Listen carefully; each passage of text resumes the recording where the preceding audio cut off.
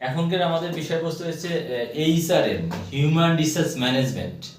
আচ্ছা, human resource management হচ্ছে মানব সম্পদ ব্যবস্থাপনা। আসলে মানব সম্পদ ব্যবস্থাপনা হচ্ছে একটা বিজনেস অথবা একটা প্রতিষ্ঠানের প্ল্যান বলা হয়। কেমন? যেমন একটা প্রতিষ্ঠানের যে মানুষগুলো হচ্ছে সেই প্রতিষ্ঠানকে দাঁড় করানোর জন্য, তা আমরা হচ্ছে প্রথম জানছে আমাদেরকে জানতে হবে যে কিভাবে কর্মী সন্তুষ্টি থাকে এবং কর্মীর কি ধরনের সমস্যা আছে। প্রথম জানছে হচ্ছে একটা কর্মী যখন আমরা যোগদান করে তখন তার যোগদানের পরে তার প্রথম কন্ডিশন থাকে তার স্যালারি, তার হচ্ছে বেতন। তারপরে থাকে তার ট্রান্সপোর্ট মানে যাতায়াত। তারপরে থাকে তার হচ্ছে খাবার ব্যবস্থা। তারপরে থাকে তার আবাসিক সুবিধা। তা এই আবাসিক সুবিধা যেগুলো বললাম বা আমাদের চিকিৎসার যে ব্যাপারগুলো থাকে, যে কিছু কিছু কোম্পানিগুলো আছে অথবা প্রতিষ্ঠান আছে যারা কি করছে যে কর্মীদের জন্য ভালো উন্নত যে বড় অ্যামাউন্ট স্যালারি ব্যবস্থা করছে। তারপরে কি করছে যে তাদের যাতায়াতের ব্যবস্থা করার জন্য একটা গাড়ির ব্যবস্থা করেছে, চিকিৎসার জন্য উন্নত হসপিটাল প্রতিষ্ঠা করেছে এবং ডাক্তারের ব্যবস্থা করেছে। তো যখন এবং হচ্ছে যে অনেক আর্থিক প্রতিষ্ঠান বা বিভিন্ন প্রতিষ্ঠান যেগুলো আছে পৃথিবীতে, তারা হচ্ছে লাঞ্চের ব্যবস্থা করছে।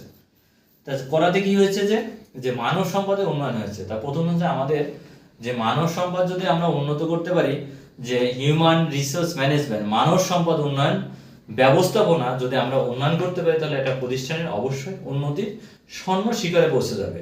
তা এর জন্য আমাদের প্রথম হচ্ছে যে আমাদের কর্মী নিয়োগ দেওয়ার আগে অবশ্যই হিউম্যান রিসোর্স ম্যানেজমেন্ট জিনিসটা কি এবং যে হিউম্যান রিসোর্স ম্যানেজমেন্ট নিয়ে যে একটা গবেষণা চলে, এই গবেষণা নিয়ে আমাদের হচ্ছে যে কর্মীদের উপর অবশ্যই গবেষণা চালাতে হবে। তাহলে কি আমরা একসময় যে হিউম্যান রিসোর্সের উপর একটা যে পুরা একটা ধারণা পাবো। বিভিন্ন কোম্পানি বা বিভিন্ন প্রতিষ্ঠানগুলো আজকে বড় বড় আমরা যে মাল্টিনেশনাল কোম্পানিগুলোতে যাই বা আদার্স আমাদের আর্থিক প্রতিষ্ঠানে যাই অথবা কোনো মার্কেটিং প্লেসে যাই অথবা মানে যত কর্ম ব্যবস্থায় পৃথিবীতে বা বিশ্বে আছে, তার মধ্যে সবচেয়ে গুরুত্বপূর্ণ ভূমিকা রাখে হিউম্যান রিসোর্স ম্যানেজমেন্ট। কারণ একটা কর্মী পারে একটা প্রতিষ্ঠানকে স্বর্ণ শিখরে পৌঁছানোর জন্য। তাই প্রতিটা প্রতিষ্ঠানের আর্থিক প্রতিষ্ঠানের সবচেয়ে বা বিভিন্ন প্রতিষ্ঠানের সবচেয়ে জরুরি হচ্ছে যে কর্মী সন্তুষ্টি করা। এর মধ্যে আমরা বলতে পারি যেমন হচ্ছে একটা জিনিস হচ্ছে আমাদের পেশনাটা।